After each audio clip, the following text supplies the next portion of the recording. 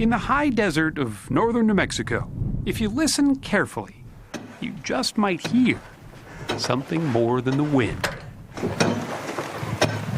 It's the underground sound of a man obsessed. His name is Rob Paulette, who for the past 25 years, with only his dog for company, has been scraping and shaping New Mexico's sandstone into man-made caves of art. Do you think you're obsessed with cave digging? Would you call a child being obsessed with play? You wouldn't use that word obsessed. You know, when you're doing something you love and are drawn to it, you want to do it all the time. So this is sort of the cave staircase, huh? Yeah. He calls them his wilderness shrines, massive in scale, poetic in their design. If his work takes your breath away, well, that's just what he hoped it would do. I see this as an environmental project. I'm trying to open up people's feelings. So you call this one what? I call this the Tree of Human Kindness. This small opening pales in comparison to the cavern he's dug inside. How long did this take? Close to 900 hours. 900 hours? Yeah. You wanted, though, the sense of sort of being enveloped by a tree. Yes. He sees himself as a magician, playing with space, both big and small, who creates what he calls the cave effect. It has a lot to do with the juxtaposition of opposites. The sense of being underground with light streaming in. The intimacy of being in a cave, yet the columns end up very large, sometimes 30, 40 feet high. He has no degree in sculpting. He's not a structural engineer, and he's not an architect. He's simply a man who found his passion. Most of the wonder that I feel is in the actual making of the caves. Once they're made, You move on. I move on if I want fresh wonder. He's found that fresh wonder digging about a dozen caves so far, most commissioned by nearby residents who want a piece of livable art. What was here before you started digging? Well, there was just hillside. This cave along the Rio Grande River even has power, a wood floor, and a colorful bathtub with running water.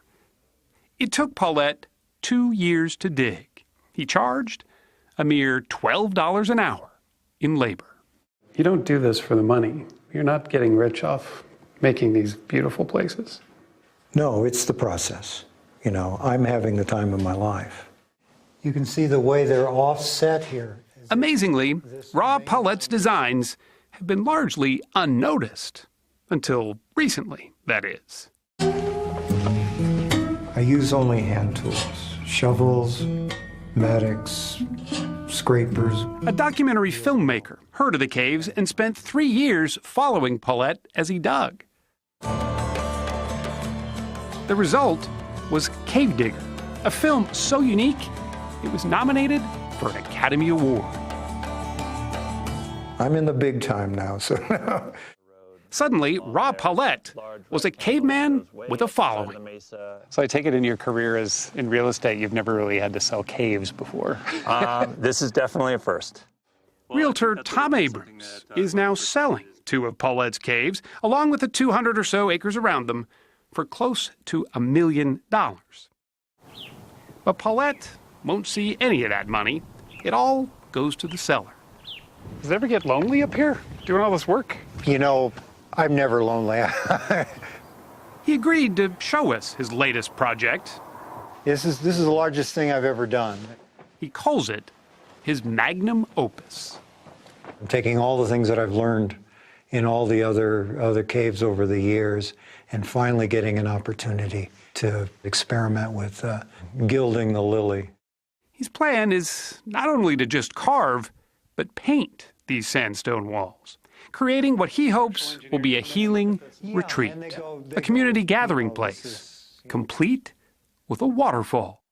Half this room is going to be a pool. Oh my God. And they'll be seating around the bottom. At 67, he'll be well into his 70s before he shares this cave with the world. He hopes those who come here will find in its solitude what Ra Palette already has, a sense of peace and purpose. If there was one simple thing you wanted people to take away from being in one of your caves, what would it be? At least a moment or a length of time in which they had a deeper feeling and deeper understanding of themselves and life.